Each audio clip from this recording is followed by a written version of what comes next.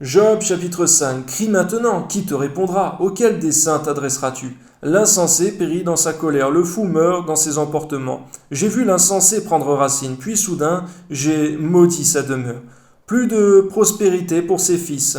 Ils sont foulés à la porte et personne qui les délivre. Sa moisson est dévorée par des affamés, qui viennent l'enlever jusque dans les épines, et ses biens sont engloutis par des hommes altérés. Le malheur ne sort pas de la poussière, et la souffrance ne germe pas du sol. L'homme naît pour souffrir, comme l'étincelle pour voler. C'est vrai, Seigneur mon Dieu, nous connaissons cette terre de souffrance, Seigneur, depuis que tu l'as maudite, à l'époque d'Adam et d'Ève. Garde-nous, Seigneur mon Dieu, de nous lamenter de cela, car nous devons souffrir encore peu de temps, selon ta parole, Seigneur mon Dieu. Mais ton royaume de gloire, Seigneur mon Dieu, il n'y a plus de souffrance. Amen. Pour moi, j'aurai recours à Dieu, et c'est à Dieu que j'exposerai ma cause. Il fait des choses grandes et insondables, des merveilles sans nombre. Il répand la pluie sur la terre, il envoie l'eau sur les campagnes, il révèle les humbles, il relève les humbles, il délivre les affligés, il anéantit les projets des hommes rusés, et leurs mains ne peuvent les accomplir. Il prend les sages dans leurs propres ruses, et les desseins des hommes artificieux sont renversés. Il rencontre les ténèbres au milieu du jour, il tâtonne en plein midi comme dans la nuit.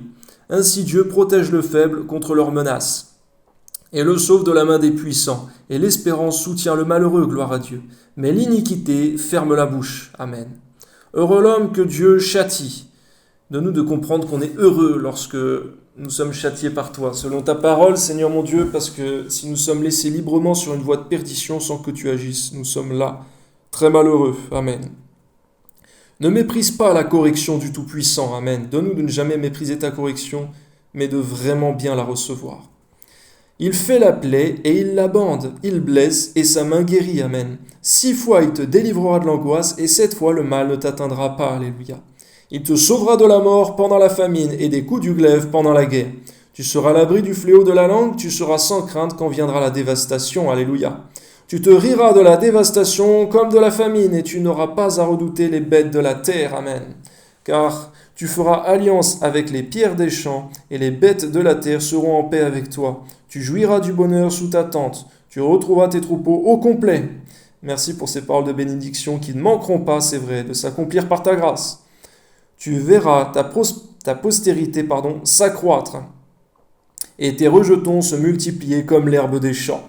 Tu entreras au sépulcre dans la vieillesse, comme on emporte une gerbe en son temps. Voilà ce que nous avons connu, voilà ce qui est. À toi d'entendre et de mettre à profit. Gloire à ton Saint-Nom, Père, au nom de Jésus, pour cet esprit prophétique également. Amen.